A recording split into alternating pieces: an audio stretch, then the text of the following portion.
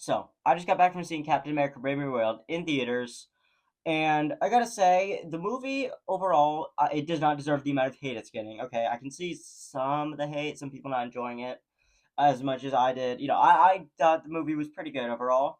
I definitely understand why I don't. Some people don't like it as much. But I feel like it's getting a bit too much hate. And for it to be one of the worst rated MCU movies on all of Rotten Tomatoes, that is just insane to me. Because I feel like this was definitely one of the better recent MCU movies. Not like a better MCU movie in general, because if we take all the MCU, it's a pretty hard bar to cross to be pretty good, above average. But I feel like from post Endgame and post Far From Home and everything, this has been one of the good MCU movies. I feel like one of the better ones. I think movie overall was actually pretty good. So I'm going to give my thoughts on it. So before I talk more in depth about the movie, I just wanted to say when I was walking into the theater and I saw the funniest thing. So basically, we all remember the line from the Thunderbolts trailer where Red Guardian says that he wants to be like the superheroes on the Wheaties box, right? Well, walking in, I saw a giant Wheaties box with that exact Thunderbolts poster on it. Yeah, I found it to be very funny, and my mom was very very confused. Like, don't get me wrong, my mom's an MCU fan and everything, but she didn't pay that close attention to the trailer, for Thunderbolts when we were watching the Super Bowl. So yeah, she was a little bit confused when I started losing it over a big box with the Thunderbolts on it. But yeah, I just wanted to get off my just how funny that was to see. That they're actually on the Wheaties box. After seeing the poster of them on the Wheaties box, and then I don't have to explain it to you. Yeah, you know what I'm talking about. So first things first, I want to talk about a little bit about Captain America himself, played by Sam Wilson. Now we have the Falcon becoming the Captain America that happened at the end of Endgame and progressed through the Falcon and the Winter Soldier TV show. I feel like that Sam Wilson makes a very, very good Captain America, and the stuff that he said about representing what Captain America is, it's all true, dude. It's all true. Like some people are like, "Oh, he's not really a Captain America." Yes, he is. Shut up, y'all are just hating. Um, but yeah, he's a great Captain America, and I love Joaquin Torres as the new Falcon. He's just so funny. Like, obviously he's not funny like the whole time, like an average comedic relief. But he does have his funny moments, which is always nice. A lot of the humor in this movie could be a bit too much. Like, toward the beginning, there's one part like, "Oh yes, of course I know what that is. What is that again?" It had one of those jokes, and it did not land very well. Like, obviously I know what they were going for, but dumb MCU humor. Who am I kidding? However, in that same scene, there was one part in that scene which just made me go, "What? What the heck?" You guys will know what I'm talking about when you actually see the movie. I do recommend seeing the movie. By the way, I'm fairly critical on the movie. Not as much as some other people, but I think it's just pretty good. Not like okay. I'd say I understand why some people think it's just an okay movie. I see why people don't like it in general overall. I don't see why people hate it quite as much as some of the hate I've seen online for this movie. Because dear lord, there were some good parts. Obviously, there was like Red Hulk. Everything with Red Hulk. He didn't get a ton of screen time, which I personally did expect going into this movie that Red Hulk would kind of show up toward the end. But when he is on screen, he's just so much fun to watch. And I'm not gonna say anything about Red Hulk quite yet, but his build up to becoming Red Hulk was done very very well.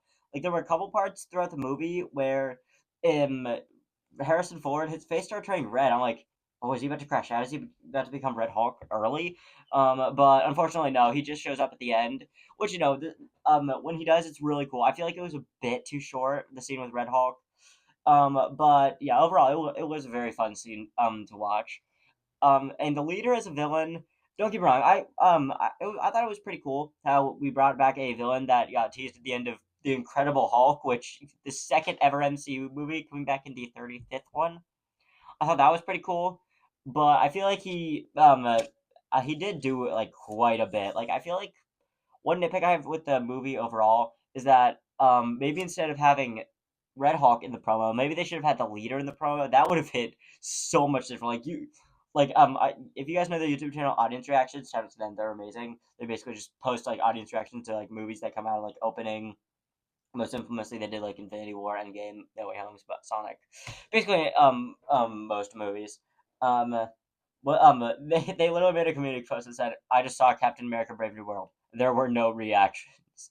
I'm like, okay, it wasn't that bad. I mean, there was one cameo in the movie.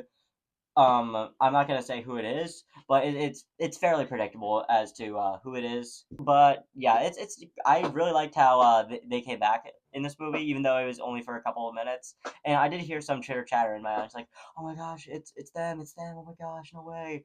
You know, like it wasn't like woo, like freaking. If you guys saw my Sonic 3 reactions, I'm not gonna say spoilers for that movie, but if you know, you know. Holy moly. Um, but yeah, no, it wasn't anything like that. It was just like a couple whispers. Like I'm glad they didn't go like too cameo crazy in this movie. Like I mean, obviously the leader is a villain, not really a cameo. That's just the main villain. And I'm not gonna lie, his design kind of sucked. Like, don't get me wrong, I like how they put him in the real world. Like you'll see his design. They made him more realistic, assuming the circumstances that he was put under in the Incredible Hulk. However, dear Lord, I wish they went for a little more comic accurate. Like, he does not have the big giant forehead that he has in the comics. Unfortunately, he just kind of has big head instead of big forehead. He's not. He doesn't got. He don't got the Megamind brain. Unfortunately, we do get a more realistic design, understanding the circumstances of what the leader went under. However, I want a little more comic accurate. Like at least make it for like a little taller. They didn't do any of that. Plus, also, I want to talk about the post credit scene a little bit. I'm not going to spoil what happens, but like, what? It was just kind of a nothing burger of a post credit scene. It basically very, very, very, very vaguely teases Doomsday, but like at the same time, it really didn't. It just teased the multiverse, and you know we know the multiverse. We've seen Spider-Man: No Way Home, the Doctor Strange in the Multiverse of Madness, Deadpool and Wolverine. We've seen those movies before. We know. I mean, Ant-Man of the Wasp: Quantumania. I know that's not a great example because you know Jonathan Majors as Kang. But still, we know about this stuff. I guess technically Sam Wilson didn't know. But like I feel like they shouldn't have explained that in a post credit scene. I mean I feel like they should have shown that in the movie. Plus the post credit scene, there's only one, by the way. It appears after all the credits. Like you know how there's usually two there's sometimes two post credit scenes or like one after like the title card credits, I'll call it that. Like, you know, they have a little animation of like you know the stuff that happened in the movie, sort of, and then it kind of like the title card of the movie, and then it has the post credit scene that happens. There's none of that. You have to wait all the way. It is very disappointing. If I were you, I just look it up on YouTube and just leave. Like honestly, I don't know why. I don't know why I just didn't do that. I guess maybe I was expecting a little more. But yeah, no, I was very disappointed with the post credit scene. It's really not really necessary if I'm being honest.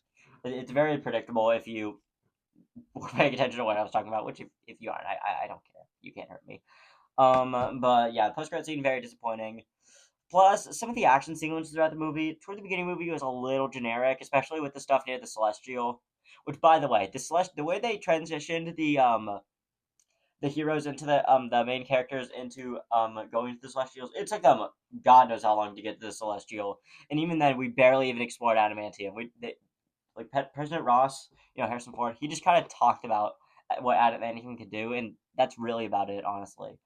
But yeah, also the action sequences there, it did give me vibes of like Top Gun Maverick, which is a massive W. I love Top Gun Maverick, but like at the same time, it felt kind of generic. You know, it's just like, oh, what if we took two people from Top Gun Maverick and just made them fly without a plane, but they have wings instead?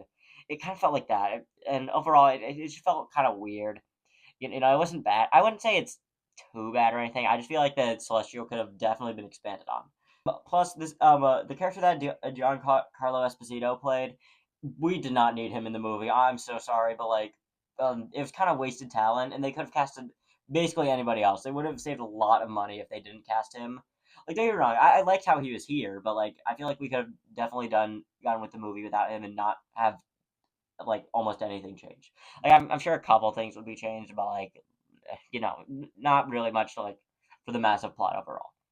So yeah, that's my review on Captain America: Brave New World. Overall, I feel like it's definitely very overhated, and I did enjoy myself over it, even though I was fairly critical. Overall, I think that it was a decent enough movie that I'm going to give it a 4.5 out of 7 on the critically insane score. or if you're reviewing movies like a normal person, I'd give it a 6 out of 10 overall. Enjoyable, but it really does have its flaws. So yeah, stay tuned for much later. I actually plan on seeing the Dogman movie here pretty soon. Dogman was my childhood, so I'm very excited to see that. So yeah, take care, lots of love, like, subscribe, do whatever. Sorry about the lack of posts recently. I've kind of run out of ideas, to be honest. I posted a couple videos like pretty recently, but yeah, unfortunately, I've been doing other stuff and I've kind of run out of ideas, like I said earlier. Ideas would be helpful in the comments, but you don't have to do that if you don't want to. So yeah, take care, lots of love. Thank you for watching. See ya.